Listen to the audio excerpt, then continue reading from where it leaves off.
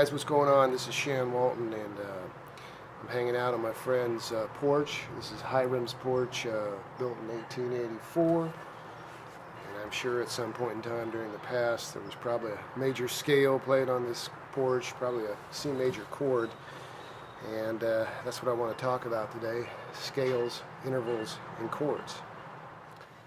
Alright, so major scale. I'm going to play it in C major.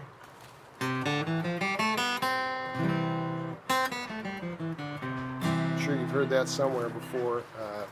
Pretty much all of Western music for the past few hundred years, more than a few hundred years, is based on this. European and American music, Western music, Bach, Beethoven, Mozart, Brahms, Chuck Berry, whoever's popular now, Ed Sheeran.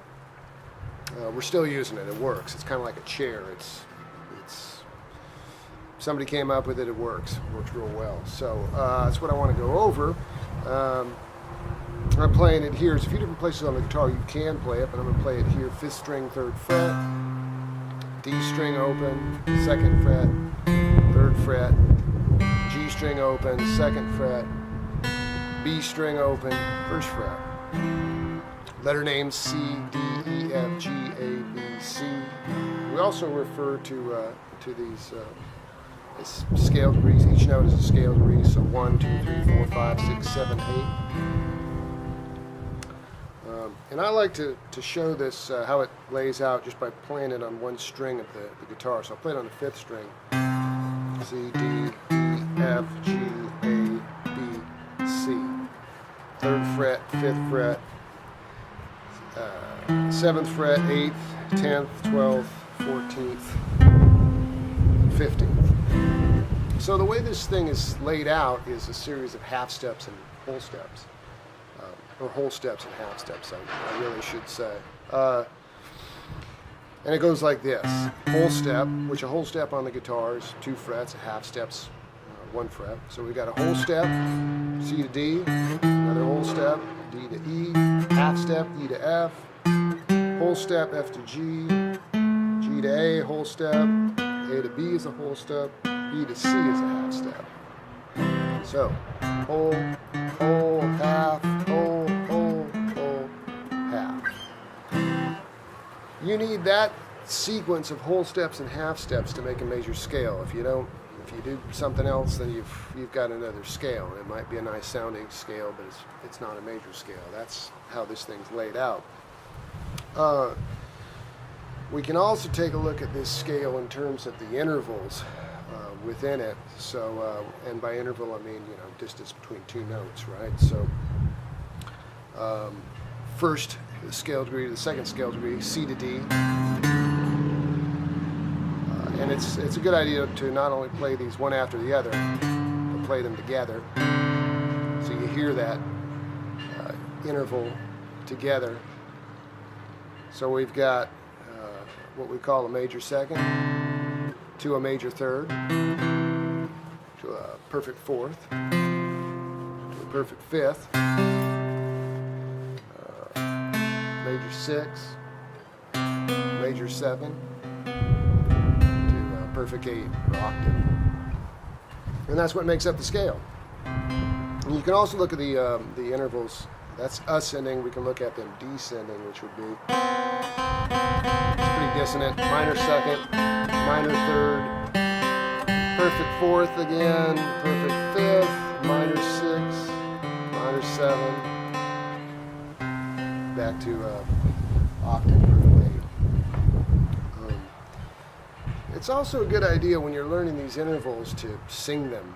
So, and this isn't about being a good singer, it's just you want to match the pitch and sing it back to yourself so you can hear that and you get the sound into your head and you can identify it when you hear it. So, and you might go back to the do, re, mi, fa, sol, la, ti, do. You can use that, or you can use numbers, or you can hum, whatever's comfortable for you.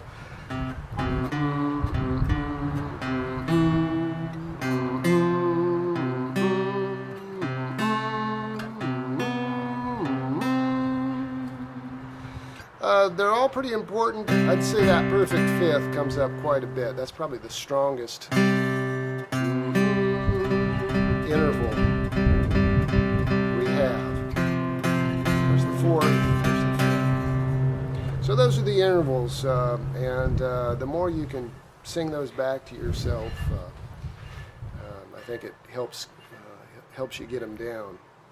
Now, on the subject of chords, or triads rather, which are chords, they come right from the scale, and I think that kind of a simple way of going about this is just taking the first note, C, skip the second note, go to the third note, E, skip the next note, go to the fifth note, G. So we've got 1, 3, 5, C, E, G, There's a C major triad. Now, you can do that on every scale degree, and you're going to want to go D, skip a note, F, skip a note, A. Do, do, do, do, do. If you continue on up, E, skip a note to G, to B. So far we've got a C triad, D minor, E minor. We continue on up, F, A, C. There's F major, G, B, D, G major, A, C, E, A minor, B, D, F is B diminished, and then we're back to C, E, G. So those are your triads, and you can play them as a scale, a chord scale. So we've got C, D minor, E minor, F major, G major, A minor, B diminished, C major. I'd take note that there are 3 major chords in this, C, F, and G. You also have 3 minor chords, D minor, B minor, A minor, and 1 diminished chord. It's right there. We also have names for these chords. So the first chord in the scale is going to be the tonic, supertonic, median, that's 3, subdominant major, dominant major, submedian minor, leading tone diminished, and then back to 1.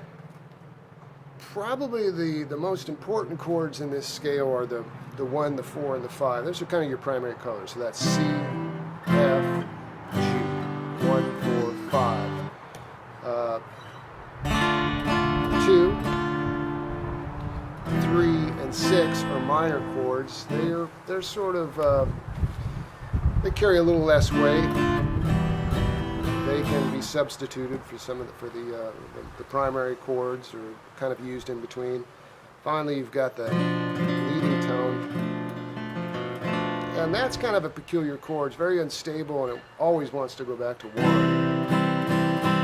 But that's really important. That's that half step down here, 7 to 8. That's really where that's at. So, scales, intervals, and triads of the major scale. After you get that down, I would suggest going to running this through all keys. So let's say the next key in the circle of fifths would be G. G major.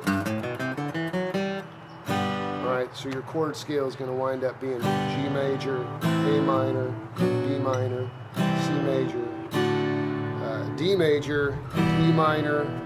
You'll have an F diminished, F sharp diminished, and then you'll be back to 1, G.